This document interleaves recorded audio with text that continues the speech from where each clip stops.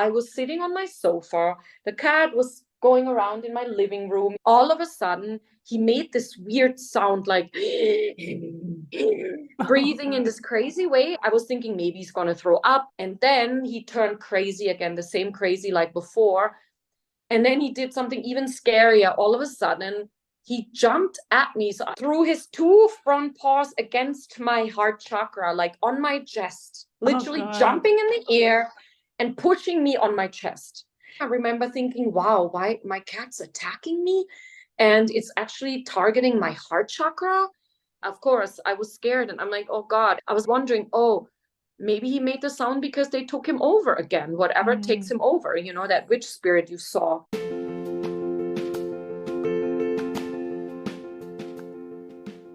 Welcome to Happy Home, your space clearing podcast where my mother and I explore the world of space clearing.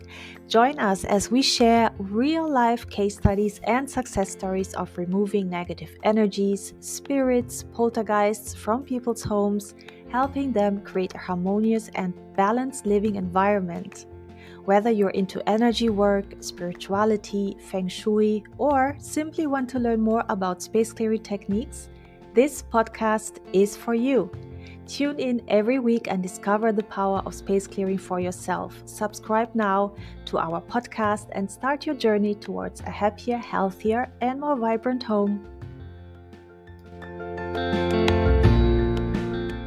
And we are live with part 2 of the Black Magic saga in South Sudan with Caresse, who's back. Hello, Caresse. Hi, Lais. I'm really excited to be back and to do a sequel to the first episode of my experience in South Sudan. My listeners are so excited. Our episode was one of the most listened to, and I already advertised it on social media that we are doing part 2, and they got so excited. Thank you so much for sharing your time once more to just share what's going on. Yes, absolutely. Yes, so if any of the listeners here who are listening to this are new and you haven't listened to part 1, I really ask you to go back to my podcast and listen to part 1 so you know what's been happening, because we're not going to recap. We're just going to take off after what happened with part 2. And also, I just want to mention Caresse is not her real name. We are keeping her anonymous to not endanger her employer, herself, her project in South Sudan. So Caresse is her name and we picked it. It's a cute story too. We had a past life together as Americans. So none of us are Americans in this life, but we were in our, just before this life, we were Americans and up to all sorts of shenanigans. And I think even back then you were already very humanitarian and, idealistic. So we picked that name. But yes, obviously, in this life, you're facing very different hurdles and obstacles and incredible, both beautiful, but also like really dangerous situations, I would say. Absolutely. Can you share, how long have you been in South Sudan now? Yes, it's almost a year. Almost. It is exactly 11 months. Oh gosh. So I think when we recorded part 1, it was probably a couple of months you had been there. Yes, must have been when I had been there for about 4 months or so. Yes, because the black magic attack started right away. And so we've been working on that for nearly a year now. So let's just dive right into what happened after we recorded our last episode that already detailed a lot about all these attacks.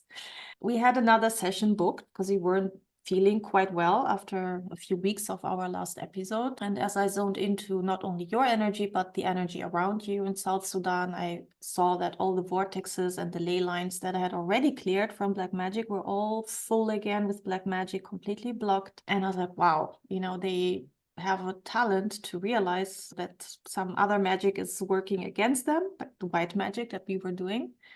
And they immediately blocked everything again. And that also obviously made you feel bad because you feel those attacks, you feel that energy. Can you share a bit with the listeners how you were feeling after, again, it started up being an issue and how black magic was affecting you personally? It's a feeling of you're disconnected to an important part of you, like you're disconnected to the core energy that you usually feel, and you feel isolated, and you start to feel a bit anxious too. So you can tell that I'm in a place where something is happening where I can't tap into my usual connections and energy, and something is blocking me. Right, yes. And yeah, it's you get nervous and anxious. Yes. And in part one, she shared a beautiful healing ritual she does. So just for that, it's gold. Go back to episode 1 to learn how to shield yourself from negative energies in general, but also black magic in that case. Because if you were not that shielded, things wouldn't be looking bright at all for you and your health. So your shielding ritual is amazing. Let's just say that. But yes, so when I went into that session with you, and I just thought, I would send regular healing and that's it.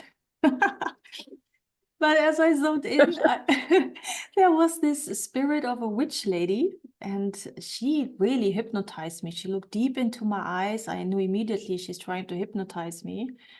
But I was unable to look away. I was so mesmerized by, wow, what is this power? What is this incredible spiritual power this person has? And who is it? And what's happening? And at that moment, my guides was almost screaming, and I said, stop looking into her eyes. She's hypnotizing you.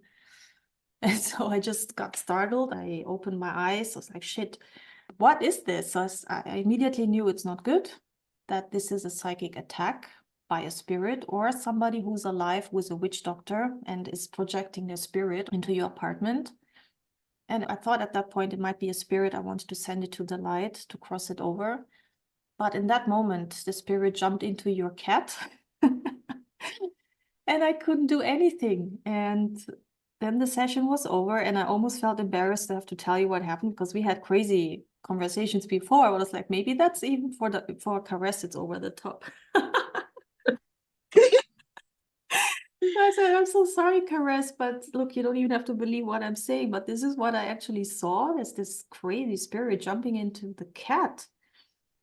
And we were talking, and I let you share with the listeners what happened next, especially with the cat. Yes. So my cat, as soon as you were saying this, I was like, wow, my cat has been acting so strange. The cat was going a little crazy, like running back and forth and being completely nervous, crazy.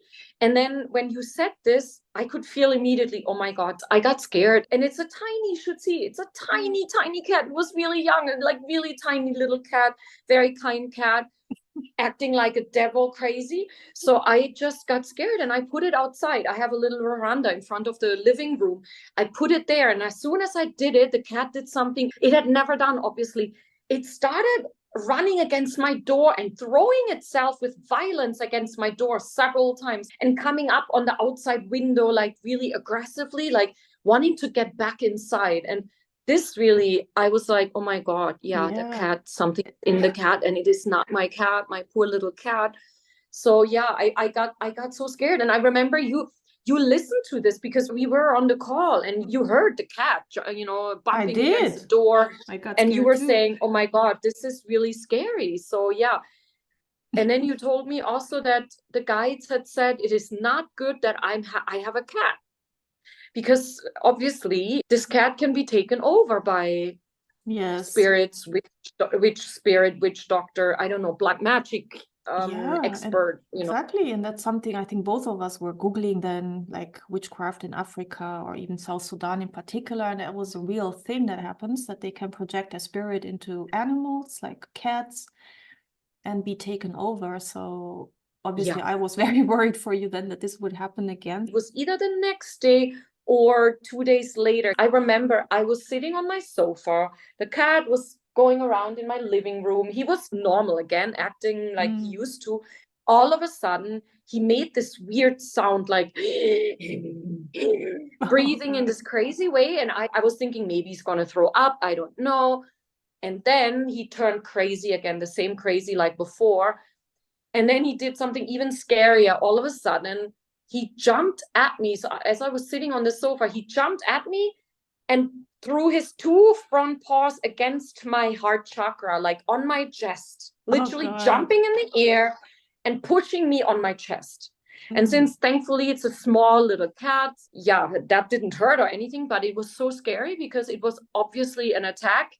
And at the time I remember thinking, wow, why my cat's attacking me? And it's actually targeting my heart chakra. Of course, I was scared and I'm like, oh God. And because he had made the sound for me, I was like wondering, oh, maybe he made the sound because they took him over again, whatever takes him over, you know, that witch spirit you saw. And then after that, it was my neighbor's turn to take him. And that's when I was just happy that that came just in time for me to get some relief from the situation. Yeah, I remember that you felt relieved, and then unfortunately didn't last long. You share what Um, happened. so this was actually a friend in the camp. Oh. So she also had a little cat, even younger than my cat, tiny little female cat.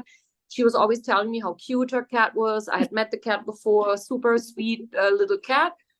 So then I visit her, and then I realized that she's open to this. So I told her a bit of my story, what had happened. As we were talking on her veranda where the cat was, the cat also made this sound like like this crazy breathing. And I'm like, oh my God, oh my God. And my feeling was like, now they're taking her cat. So then the cat started acting totally crazy too. And this cat attacked her. And she had also the sixth sense. She's like, we're going inside because the cat only lives on the veranda. So we went inside. And then I was like, oh my God. She was like, my cat has never done this. I don't know what's going on. And so she got scared too. I can imagine. So we were then thinking that this crazy witch spirit was just following you around, and whenever she saw the opportunity that there was a cat or any animal, she would take it. Exactly. Yeah. And that's probably because my cat was with my neighbor, so it Yeah. wasn't next to me. And then there was this right after, I think this was maybe the next day or a few days later, I was with my friends next door and we were playing a card game that's called Cards for Humanity. And it's a card game that has many cards, like so many cards.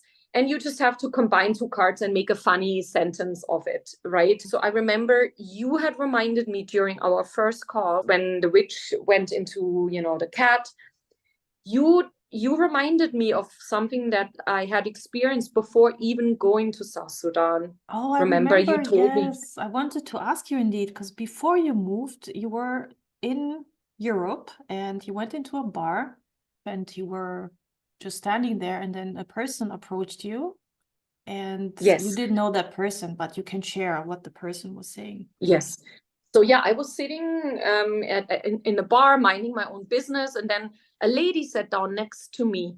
And then we just started talking like you would when you just find a friendly person next to you. So at some point I told her, oh, I'm going to be deployed to South Sudan very soon. And then she just looked at me like, and she's like, oh, no, that's not a good idea. And I'm like, why?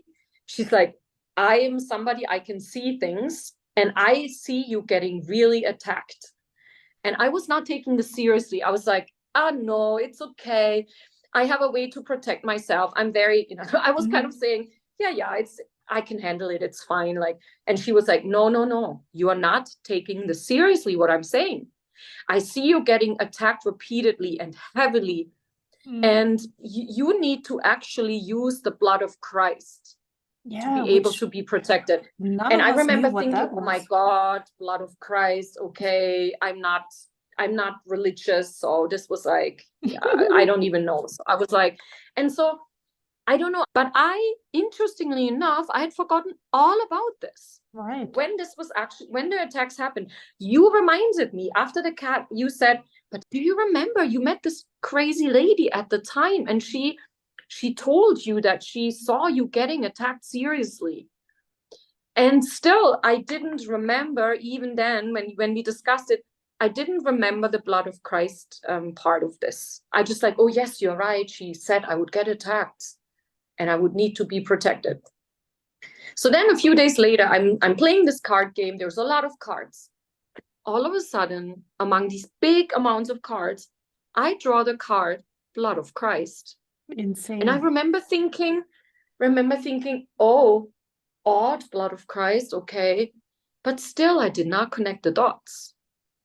It was only the next morning I woke up and all of a sudden I'm like, wait a second. And then I'm looking at everything that happened, and I'm like remembering, the lady, what she had said, I would get attacked. And I'm like, I am being attacked. And she said, I need to use blood of Christ. And here I had forgotten about it. But the universe obviously thought this is so important. We need to remind it through a card in a card game that I didn't even know this card game had a card, Blood of Christ. I was like, wow, okay. I need to really look. I need to take this serious now, because this is not coincidence, obviously. So then I looked it up, and I found a website about this Blood of Christ, and it said there that Blood of Christ was a very old white magic ritual to invoke like protection against negative energies, against spirits, against things. I was like, wow, okay. So then it said there that what you do is just you invoke Blood of Christ. So they say you just go in the clockwise in your mind and you say loud, I'm invoking Blood of Christ.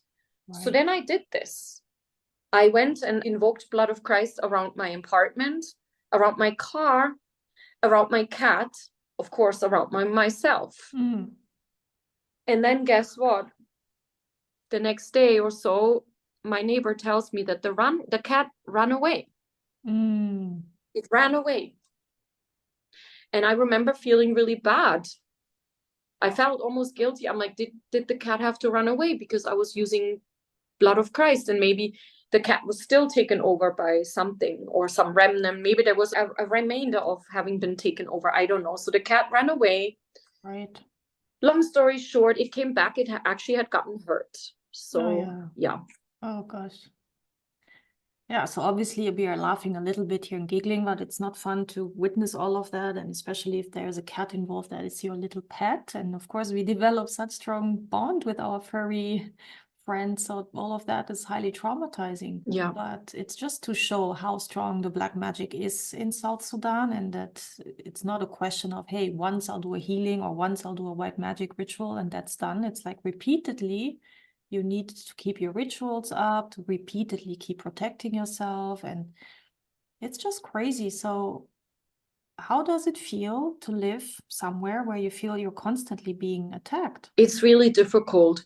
Just to quickly say that thankfully after this, the cat came back. Yes, it was hurt, but we can fix this. And also ever since then, it was not taken over again. So at least I could have my cat back with me without a problem.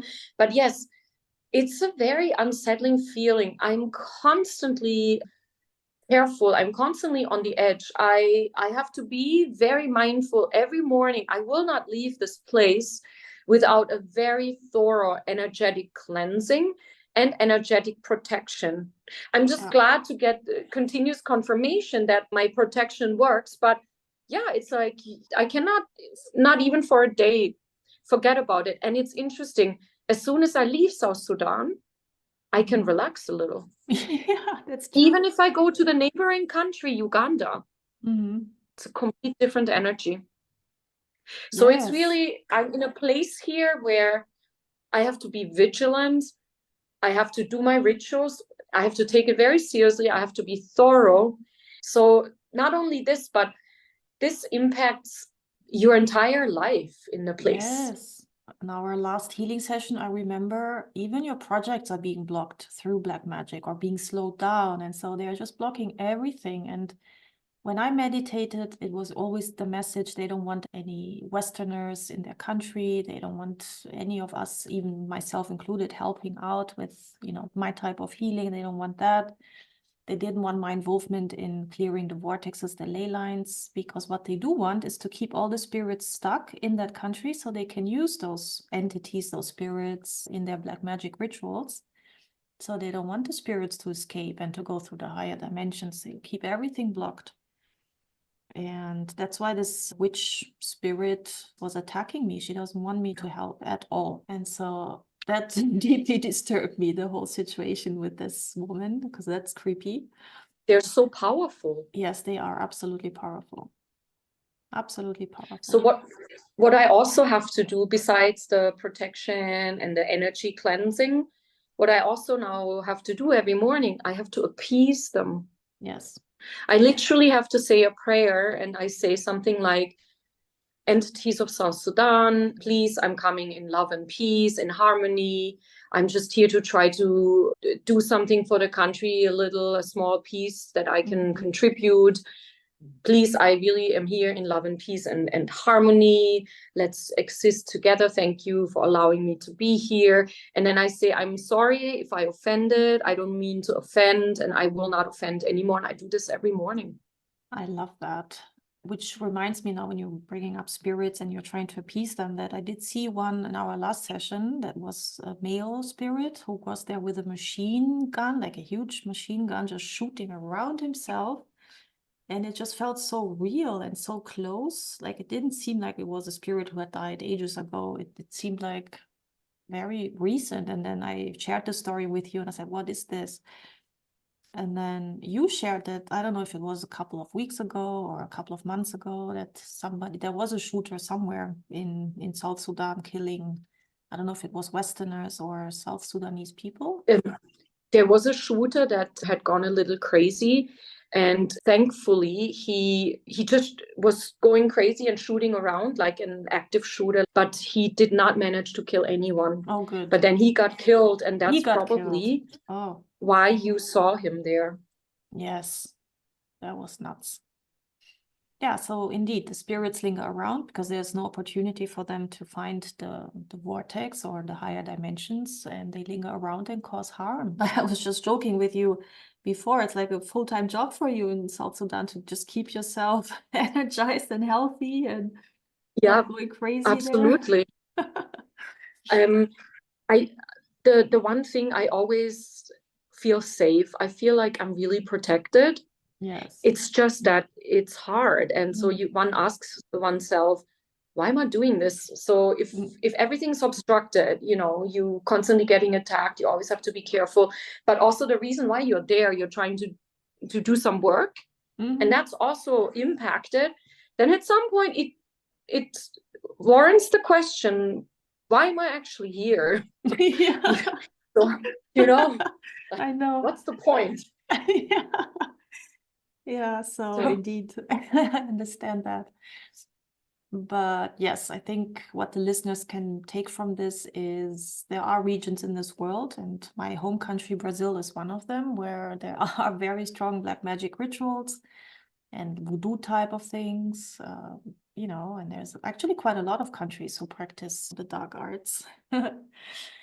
And yeah, continuous protection is paramount to keep healthy and not get attacked. You are very protected indeed, so black magic doesn't get into your body, but other people, their protective shield might not be up at all, and their aura might already have some holes in it, and any negative energy would affect them.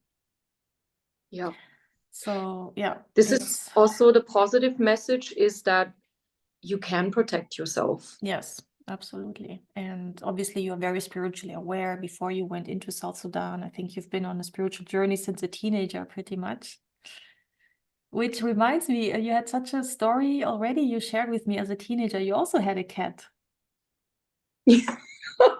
And you were practicing with some symbols and the cat also ran away. Do you want to share?